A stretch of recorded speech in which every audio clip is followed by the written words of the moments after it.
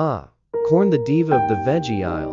When it comes to picking the perfect ear, think heavyweight champion with a touch of tacky tassel glam and husk so green, they envy the Hulk. Those kernels? They should be snugger than your favorite pair of jeans after Thanksgiving dinner. Now, let's rock this corn boiling extravaganza. Grab your biggest pot.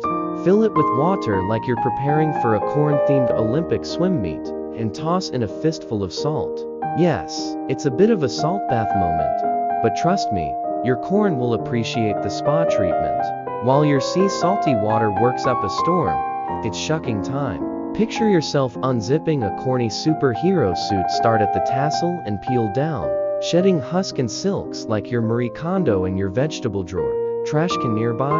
Absolutely. This party can get messier than a confetti cannon at a clown convention. Into the pot they go, but no overcrowding. Think more corn hot tub, less commuter train at rush hour. Set your timer for 5 minutes. This isn't a cooking marathon. It's a sprint to juicy, sunshine yellow kernels that pop like champagne bubbles. Now, identifying the corn's done moment. It's like decoding a top secret message.